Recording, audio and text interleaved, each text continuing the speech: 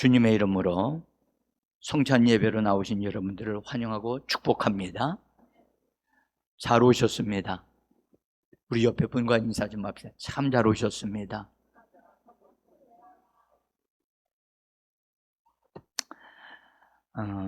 여러분들, 우리가 드리는 성찬 예배는 예배 가운데 예배의 종류가 많은데 예배 중에 예배다라고 말을 하고 예배의 꽃이다라고 얘기합니다. 성찬 예배 때 우리 주님의 몸과 그분이 새 언약으로 세우시면서 거기에 피로 그 언약을 인치어 주실 때에 그것을 상징하는 포도주 잔을 주시면서 마시라고 하신 이 은혜는 정말로 여러분들 원수는 이 은혜를 받지 못하게 하려고 합니다. 그래서 속지 마셔야 돼요. 그래서 여러분들 교회가 성찬 예배가 있습니다라고 할 때는 어떤 대가를 지불하고라도 믿음으로 침노하셔야만 합니다. 이런 예배는 놓치시면 안 됩니다.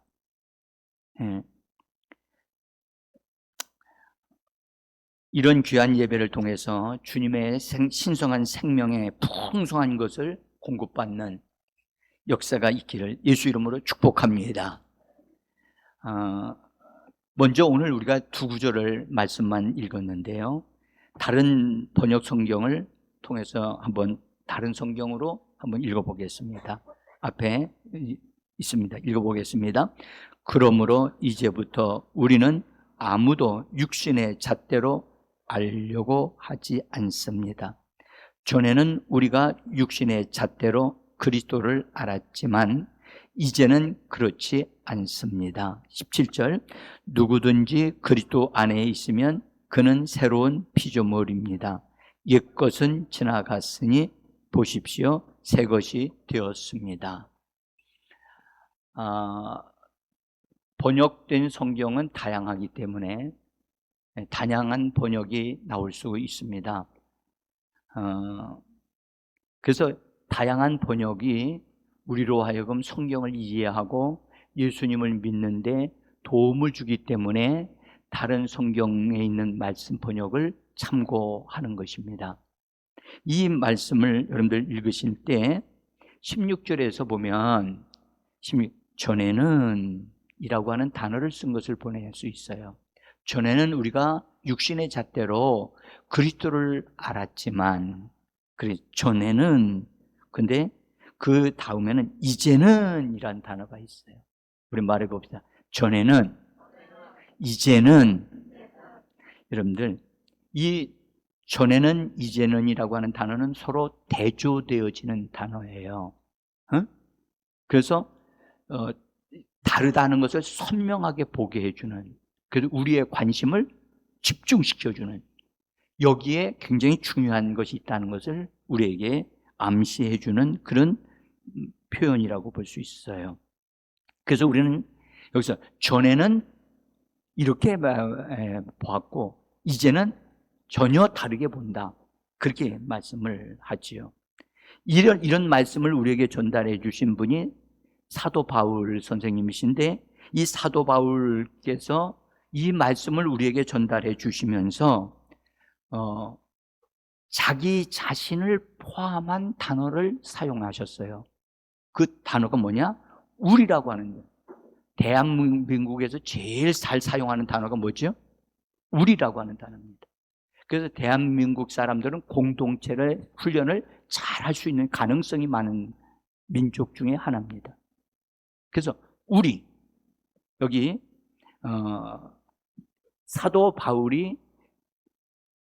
자기를 포함하여 우리라고 하는 말을 사용했다는 것에 우리가 좀 관심을 두시고, 그래서 전에는 육신의 잣대로 예수님을 보았다. 육신의 잣대로 사람들을 보았다. 육신의 잣대로. 자, 여러분들 비가 많이 오다 보니까 눅눅하고 습기가 있습니다.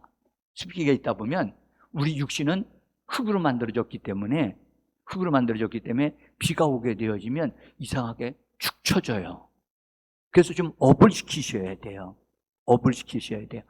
업을 시키기 위해서는요, 앉는 자세도 딱 이렇게 힘을 주고, 딱 엉덩이에 힘을 주시고 앉아야지, 뒤에다 푹 편하게 앉으시면요, 찾아오는 것은 잠밖에는 없습니다. 그러니까 힘을 똑바로 딱 앉으시고 좀 업시키시는 상태에서 우리 설교를 함께 듣고 같이 말해 주셨으면 좋겠어요. 육신의 잣대로란 말은 육신대로 육신의 모습을 따라서 그렇게 보았다는 거예요. 그래서 전에는 육신을 따라서, 그 다음에 세속적인 기준에 따라서 예수님을 그렇게 보았고 예수님을 이해했다는 거예요. 그래서 이 바울이 바울 되기 전에 사울이라는 이름을 가지고 있었는데 그때는 예수님을 몰랐어요. 예수님을 몰랐는데 그때의 관점에서 볼 때 예수님은 그분은 요셉의 아들이고, 그 다음에 그 아버지가 요셉이 목수였기 때문에 목수 일을 하던 자야. 목수야. 그 사람은 아주 천박한, 아주 시시한 사람들이 사는 나사렛이라고 하는 동네에서 살았어. 이 정도로 육신의 잣대로 유대 종교의 방식으로 그렇게 바라보고 알았다는 거예요. 여러분들, 우리가 가족에서도 가족 중에 자녀들이 되는데 자녀를 바라보는 부모는 항상 그들을 바라보는 잣대가 있거든요. 근데 예수 안에서 변화되어지면 예수 안에서 바라보는 자녀들에 대한 바라보는 기준이 달라지거든요. 그러니까 부모가 예수를 정확하게 알게 되고 믿게 되어지면 자녀들에 대한 기대와 믿음을 갖게 돼요. 그리고 장차 이 아이들이 어떻게 큰 사람이 될 것인가에 대한 것을 바라보기 때문에 말하는 게 달라진단 말이에요. 전에는 자녀들을 너가 는 것이 무슨 큰 일을 하냐, 그렇게 부모들이 말했을지 몰라요. 응? 제주도에 사는 어떤 분은 자기 아들한테, 그 아들인데 그 아버지는 술을 많이 드시는 분이라 술만 먹었다면 자기 아들한테 뭐라 하냐면 깡통을 차고 살 자식아, 그렇게 얘기를 했다는 거예요. 뭘 차고 다신다고요? 여러분들, 깡통을 차고 다니는 사람이 뭐 하는 사람이에요? 그러니까 이 아들이 그 소리를 너무 자주 듣다 보니까 자기도 모르게 자기는 깡통 차고 다니는 아이라고 생각을 했던 거예요. 그러니까 깡통 차고 다닐 자식이라면 나는 그런 사람이라면 우리 아버지가 그렇게 얘기하는데, 다른 사람이 아니라 아버지가 그렇게 얘기하는데, 그래서 그 생각에 벗어나지를 못하니까 학교 가서 공부할 필요가 있어요, 없어요? 공부를 안 하는 거예요. 그래서 선생님이 물어요. 너 왜 공부 안 하냐? 우리 아버지가 나는요 깡통 차고 다닐 자식이라고 그랬어요. 그래서 나는요 깡통 찰 수밖에 없어요. 그러니까 깡통 찰 사람이 공부해봤자 뭐예요? 그랬던 그 사람이 어떤 사람의 전도를 받아서 초등학교 때 한번 교회 가자. 교회 갔더니 전혀 다른 자기는 상상도 못하던 그런 분위기. 그리고 하나님을 아버지라고 부르는 이 놀라운 일에 충격을 받은 거예요. 나도 그 아버지를 좀 모시고 살았으면 좋겠다. 우리 아버지는 매일마다 술만 먹는 아버지. 우리 가정은 소망이 없는데 교회에 들어오니까 소망을 주시는 하나님이로구나. 그래서 그때부터 자기가 예수 믿기로 결단을 하고, 그러면서 나는 깡통찰 자식이 아니라 나는 하나님의 아들이 되어질 사람이로구나. 아멘. 여러분들, 육신의 잣대로 바라보게 되어지면 소망이 없게 돼요. 예수님조차도 이 바울이 사울이었을 때 바라보니까 그는 요셉의 아들이고 목수의 아들이고, 그렇기 때문에 목수이고 나사렛이라고 하는 촌동네에서 자라난 그런 사람이다. 그렇게 알고 있었다는 거예요.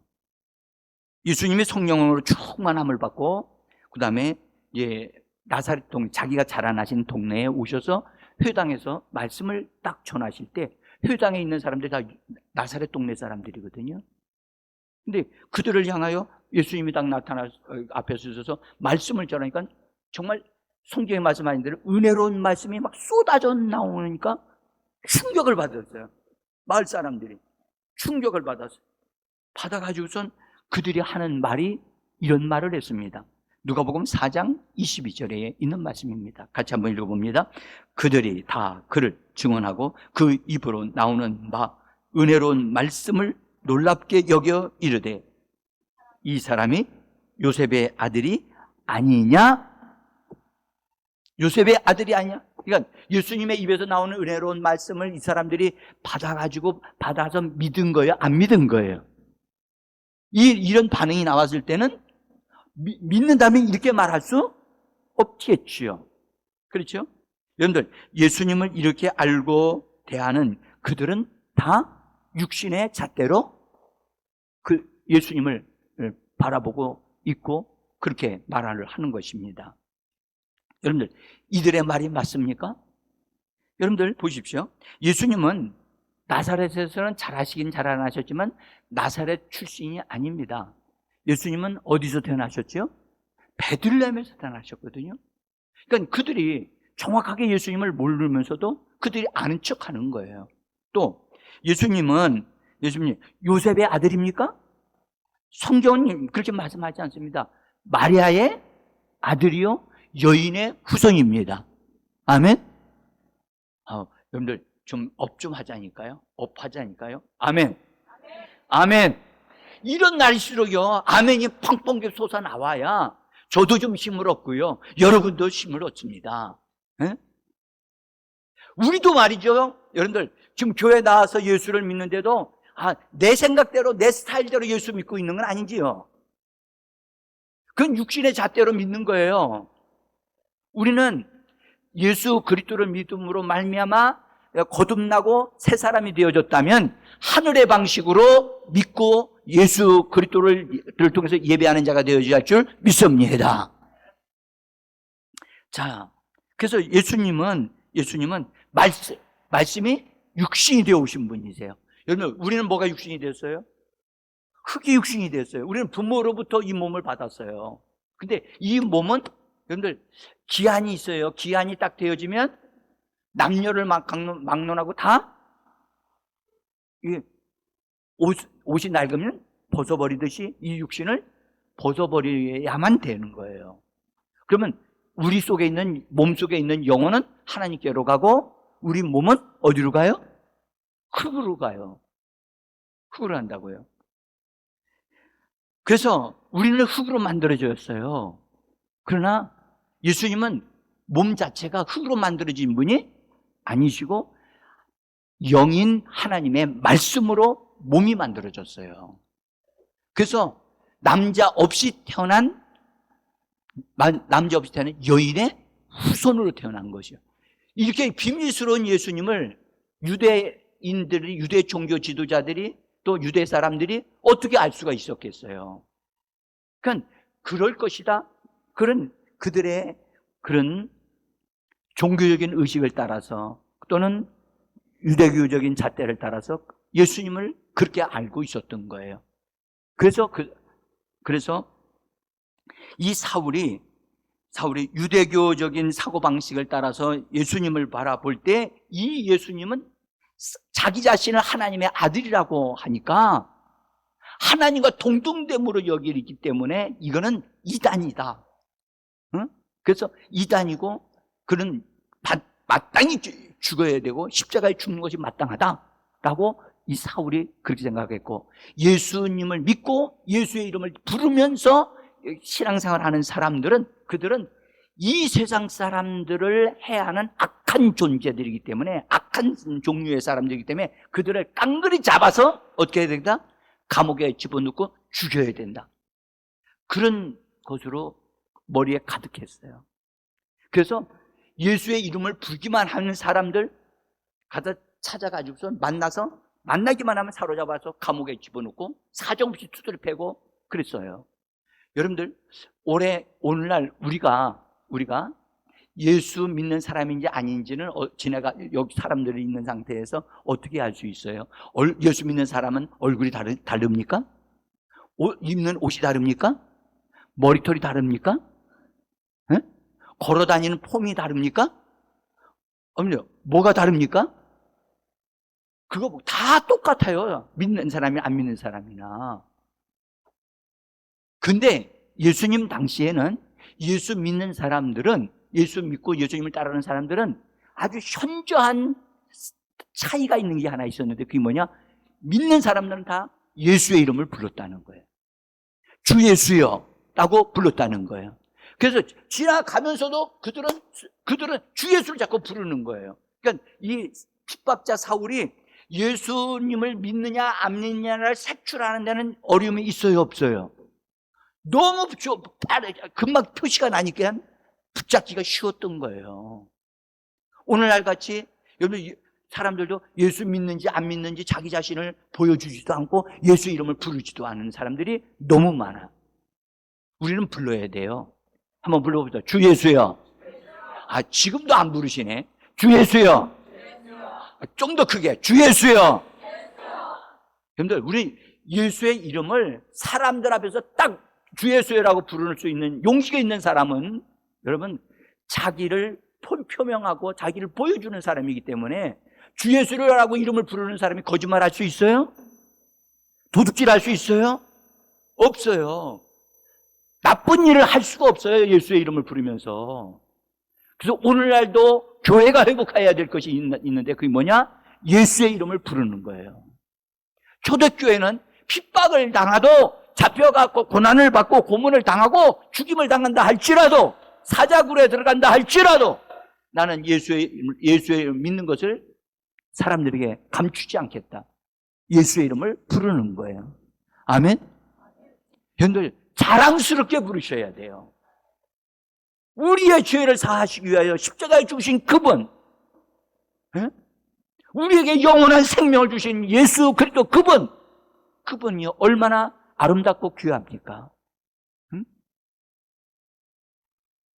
그래서 이 핍박자 사울이 예수 믿는 사람들 예수 이름을 부르는 거 그냥 길거리 지나가기만 하면 금방 나타나니까 잡기가 쉬웠어요. 많은 사람들을 잡아들여서 감옥에 보냈어요. 근데 아예 예수 믿는 사람들이 핍박이 있다는 걸 알고 다 피신을 해가지고 예루살렘 성을 다 떠나가지고 외국으로 자꾸 나간 거예요. 다메섹으로 나가고 외국으로 간 사람조차 잡아들이기 위해서 다메섹으로 가다가 거기서 낮 12시쯤 됐는데 해가 빛나고 있는 정오 때에 해보다 더 밝은 영광의 빛이 사울 일행을 빛을 비췄어요. 그게 너무 밝은 빛이 임하다 보니까 눈이 멀어버렸어요. 근데 그 빛 가운데서 눈이 멀면서 땅에 엎드려 나가 떨어졌어요. 그래서 엎드려져 있는데 그 빛 가운데서 빛은 계속 보였어요. 눈이 안 보이는데도 빛은 보인다고요. 빛 가운데서 음성이 들리는 거예요. 사울아, 사울아, 네가 어찌하여 나를 핍박하느냐? 하늘에서 들리는 음성이 웅장하고 우렁찬 음성이 들리는데 그 음성에 압도되어져서 주여 누구십니까? 당신 누구십니까? 라고 물게 됐어요. 그때 또 응답으로 왔습니다. 나는 내가 박해하는 예수다. 따라합시다. 나는 내가 박해하는 예수다. 여러분, 예수 믿으면서도 예수님을 박해하는 사람들도 있답니다.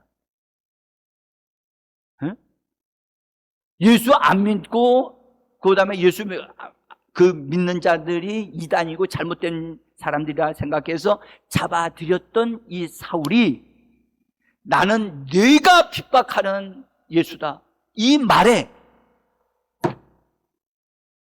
모든 것이 와르르 다 무너졌어요.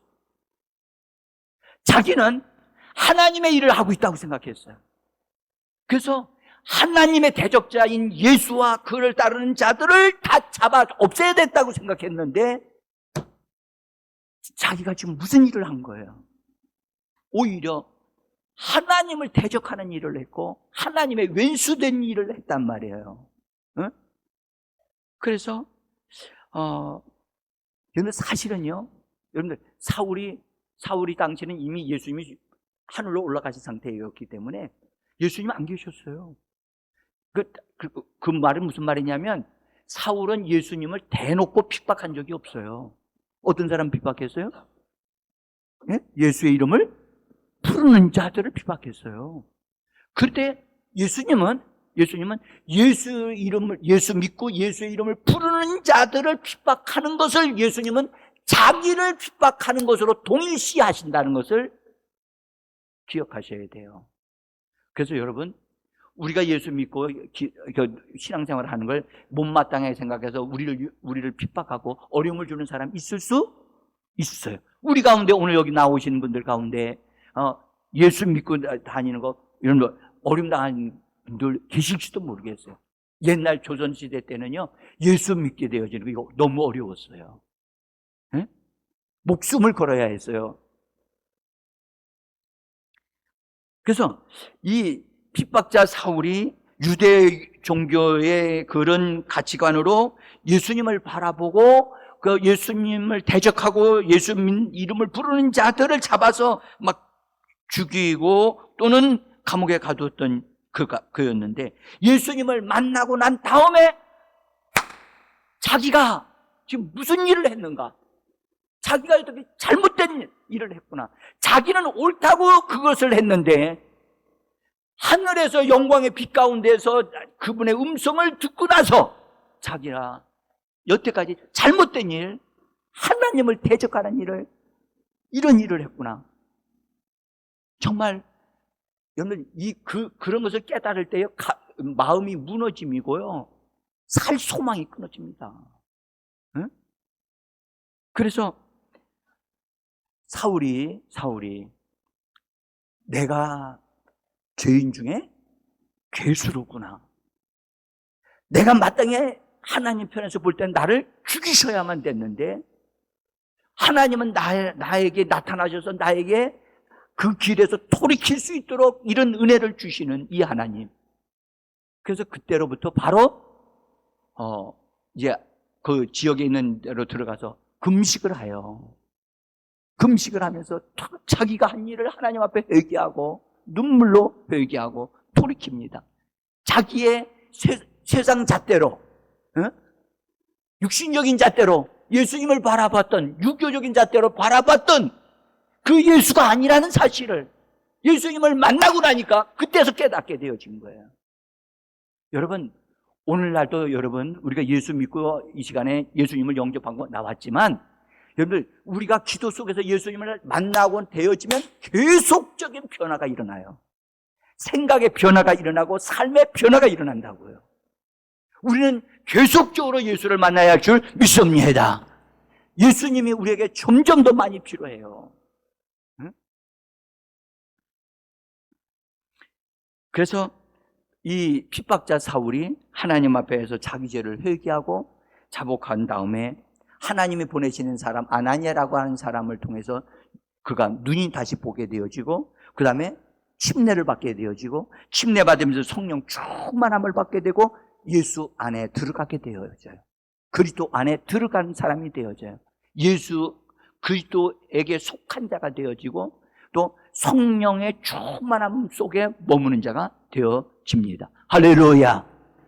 여러분들 다시 말씀드릴게요. 여러분, 핍박자 사울이 구원을 받고 핍박자 사울이 하나님께서 은혜를 주시고 기회를 주셨다면 우리에게도 충분히 주시는 하나님이심을 믿으시기를 바랍니다.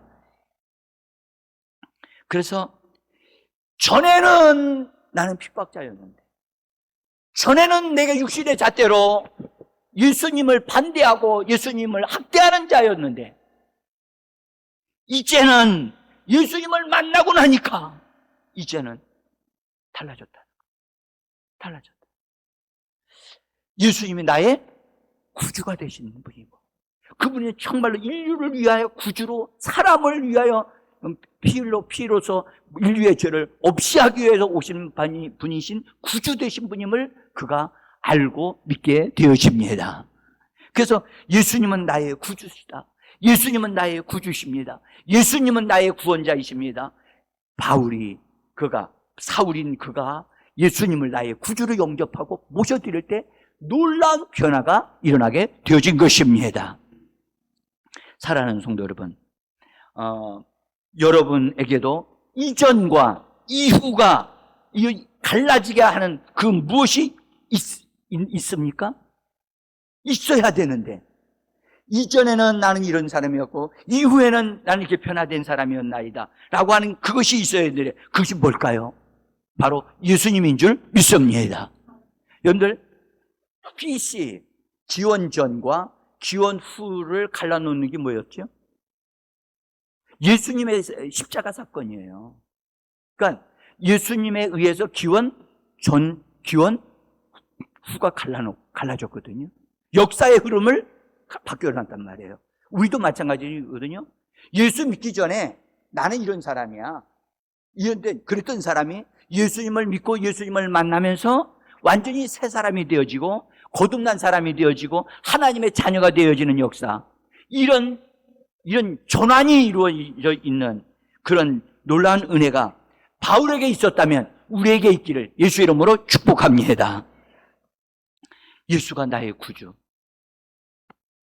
한번 말해볼까요? 예수님은 나의 구주이십니다.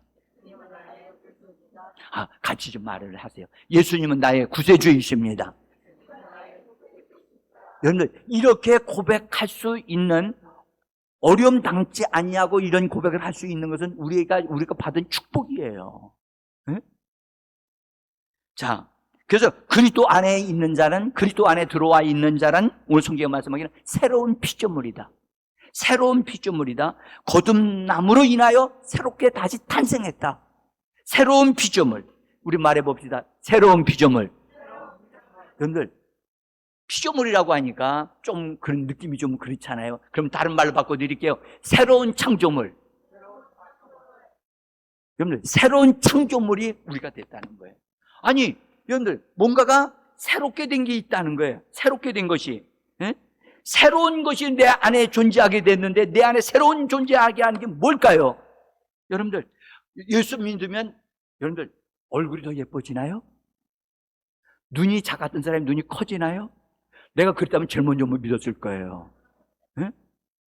여러분, 얼굴이 이렇게 좀 별 볼 일 없이 생긴 사람이 예수 믿고 나더니 얼굴이 아주 멋진 얼굴로 딱 된다면 이 땅에 예수 안 믿을 사람이 없겠지요. 지금요, 얼굴 때문에 문제가 돼가지고 수술해가지고 새로운 얼굴을 만들려고 하는 사람 얼마나 많은지 몰라요. 여러분들, 여기 새로운 창조물이다 할 때 이 새로운이라고 하는 뜻은요, 여러분들, 그 뜻은 갓 만들어진이라는 뜻이에요. 지금 막 만들어진, 그래서 지금 여태까지 사용한 적이 없는 그런 뜻이에요. 그래서 형태적으로 볼 때 지금 막 만들어져 놓은 거예요. 지금 막 만들어진 찐빵입니다. 네? 자, 그런데 또 다른 뜻이 있어요. 이것은 어떤 뜻이냐면 내용적으로, 내용면에서 보면 새로운 종류라는 거예요. 새로운 종류. 전에는 저런 것이 없었는데 전혀 새로운 것이 생긴 거예요. 새로운 종류로 창조되어진 거예요. 뭐가 이렇게 형태적으로도 처음 만들어지고, 그 다음에 내용적으로도 이렇게 새롭게 만들어진 이 무엇인가가 우리에게 있다? 그것이 어디에 있는 걸까요?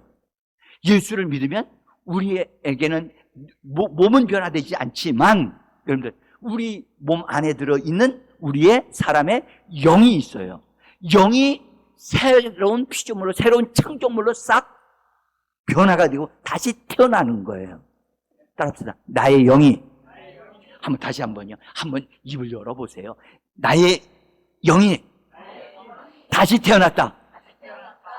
아, 나의 영이 다시 태어나는 거거든요. 다시 생기는 게 아니라 다시 태어나서 예수의 생명이 부활 생명으로 생명이 그 안에서 부활 생명으로 다시 태어나는 거거든요. 자, 그래서 완전히 다른 전에는 부모가 주신 육신으로 태어났어요. 근데 예수를 믿으면서 우리 사람의 눈에는 보이지 않는 놀라운 변화가 그 사람의 영 안에 마음보다 더 깊은 영 안에서 다시 부활 생명으로 다시 태어난 거예요. 응? 그래서 우리가 전에는 그런 생명을 가진 적이 없었어요. 근데 이제는 예수의 생명이 내 안에 들어와서 예수의 생명이 내 안에서 내가 예수로 말미암아 사는 자가 되어지는 것입니다. 사랑하는 성도 여러분, 이때로부터요, 여러분들 인격의 변화가 바뀌어지기 시작하는 거예요. 전에는 그런 사람이었는데 이제 예수를 믿고 나서 예수로 말미암아 변화된 인격의 새로운 삶을 살아가기 시작하는 거예요.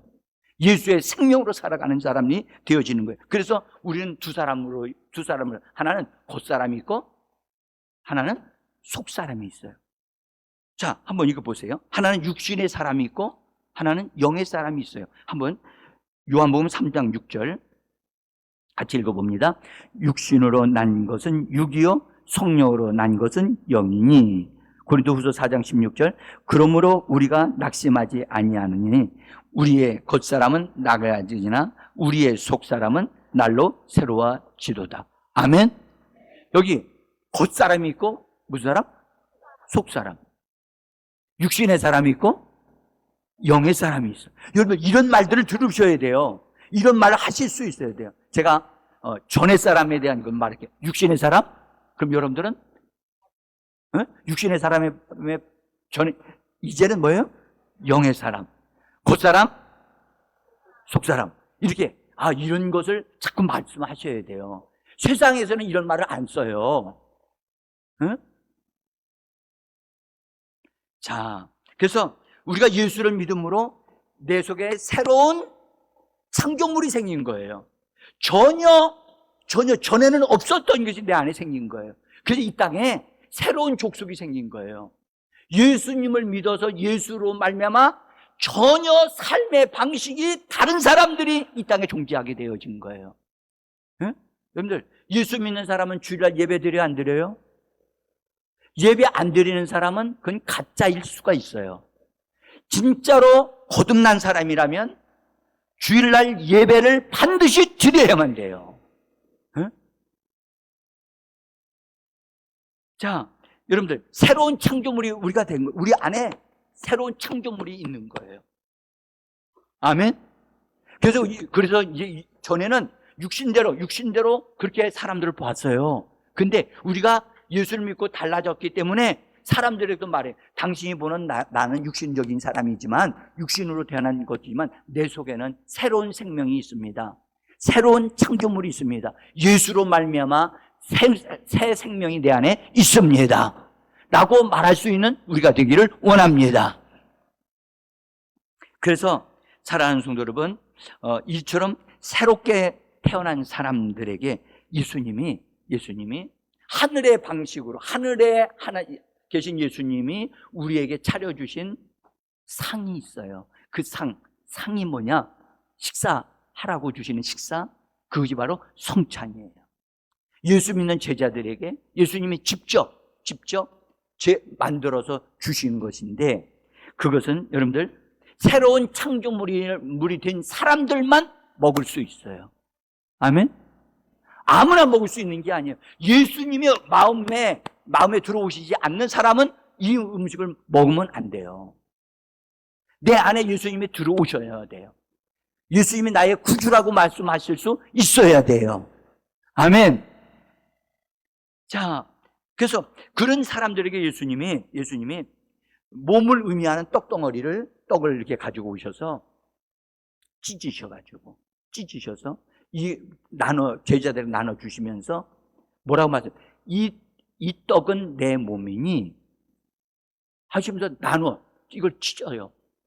그럼 이 몸이라고 하면 하나인데 그걸 찢어서 제자들에게 주시는 것은 그는 예수님이 죽는다는 것을 의미하는 거예요. 그래서 찢어서 주시면서 이 내 몸이 받아 먹으라. 그래서 예수님의 몸으로 인정하시고 예수님이 나눠 주시는 거니까 제자들은 그걸 받아 먹었어요. 그러면 예수님이 주시는 떡이 예수님의 몸에 속하는 바 되어지게 하는 거기 때문에 받아 먹으면 제자들 한 사람 한 사람 속에 그 다 받아 먹었으니까 예수님을 의미하는 떡이 제자들 속에 다 들어가 있잖아요. 그러니까 예수님은 하늘로 올라가셨지만 그분의 몸은 이 땅에 있는 거예요. 할렐루야. 그래서 오늘도 우리가 그 떡을 받아 먹을 거예요. 아멘. 예수님의 몸을 의미하는 떡을 우리가 받아 먹음으로 우리는 예수님에게 속한 자가 되어지는 거예요. 속한 자. 나는 예수에게 속한 자입니다. 라고 하는 것을 우리가 공개하고 보여주는 거거든요. 그리고 기념하는 거예요. 나는 예수님에게 속한 자입니다. 라는 사실을 기념하면서 주님을 드러내는 거예요.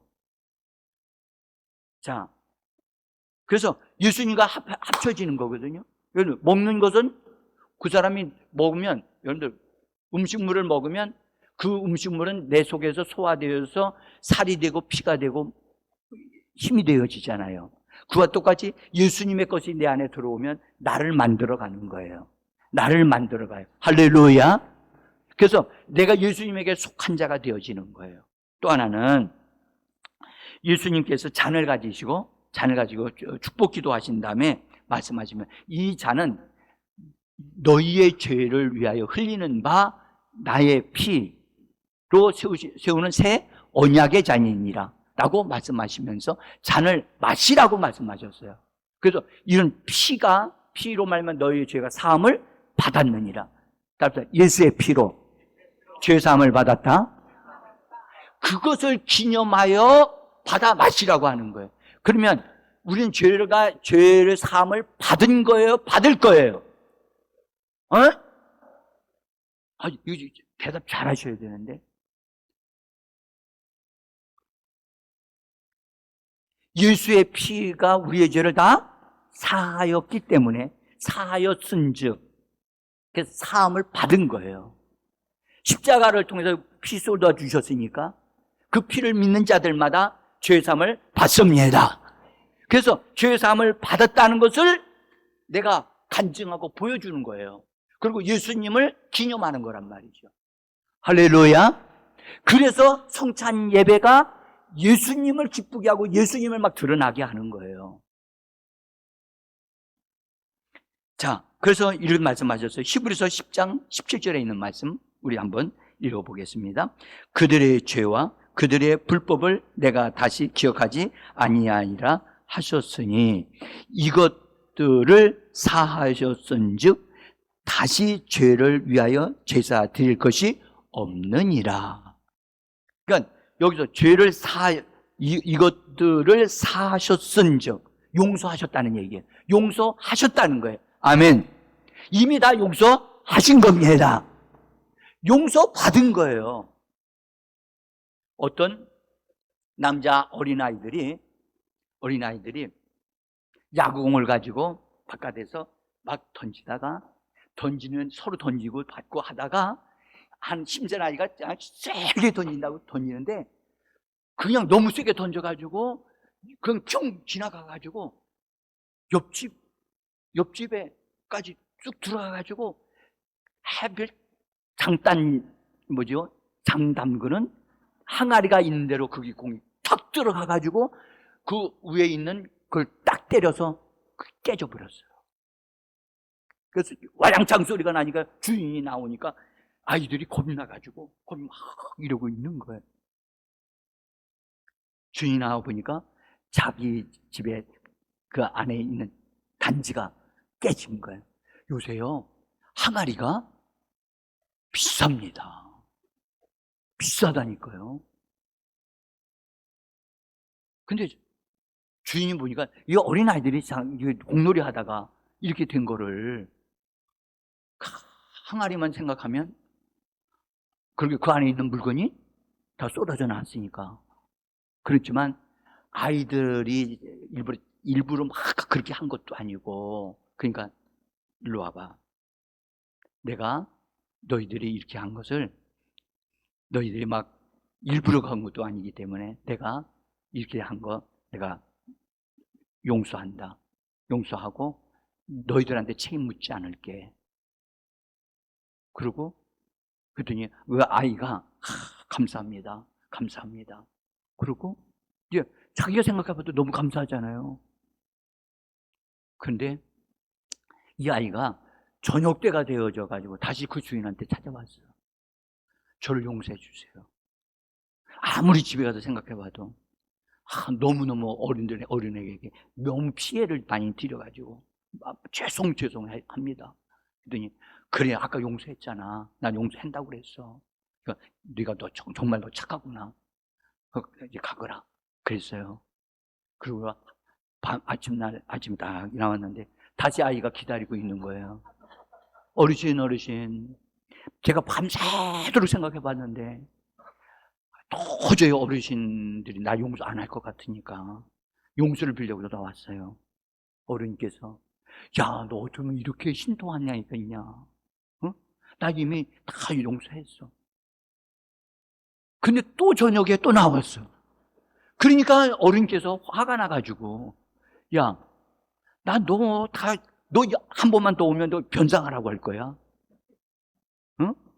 난 이미 다 용서하고 그리고 다 했는데도 잊어버렸는데 너 이미 없어졌는데 너는 자꾸 그걸 기억하고 와가지고 그렇게 하냐?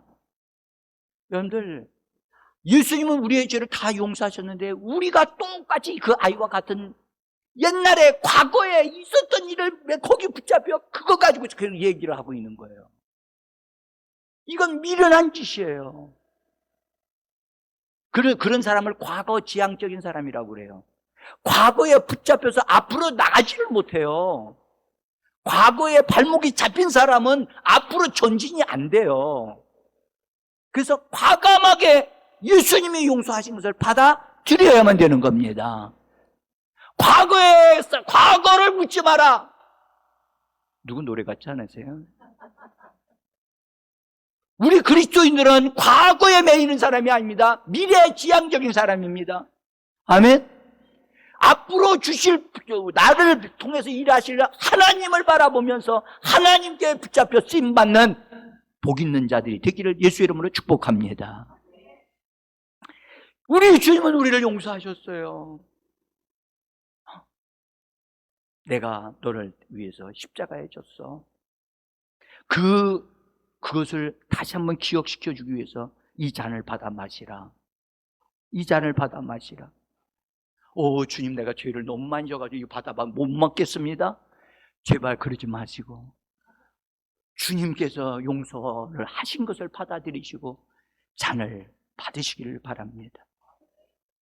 여러분, 우리들 속에 새로운 창조물이 우리 안에 있어요. 여러분, 이 감격이 느껴졌으면 좋겠어요. 내 속에 새로운 창조물이 있다. 시작. 내 속에 새로운 창조물이 있다. 할렐루야. 예수님이 내 안에 들어오시면서 세상에 줄 수 없고 부모도 줄 수 없는 새로운 나의 영을, 여러분들, 생명의 성령으로 나를 사로잡으시고 능력 있는 자로 나를 만드시기 위하여 그분이 들어오신 겁니다. 내 안에 새로운 창조물이 있어. 나는 육신의 부모가 태어난 육신을 가지고 있지만 나는 그것에 제한받지 아니하고 내 안에 있는 새로운 창조물의 부활의 생명의 탁월함으로 나는 멋지게 영광스럽게 나의 삶을 살 것이다. 할렐루야. 여러분, 자기가 육신의 부모로부터 받은 것도 축복이지만 예수님이 내 안에 들어와 새로운 창조물을 내 안에 주신 그것이 드러나고 그것을 통해서 살 때 여러분, 초자연적인 하나님의 역사가 여러분을 통해서 일어날 수 있음을 믿으시기를 바랍니다. 오늘 하나님, 나를 육신 속에 있는 이 내 속에 새로운 창조물을 주시는 주 예수여, 내가 믿나이다. 나는 죄사함을 허락해 주심을 감사합니다.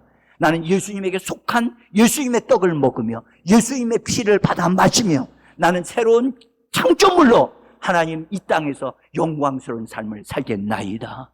우리 같이 그런 마음을 가지고 합심해서 기도하는 시간을 갖겠습니다.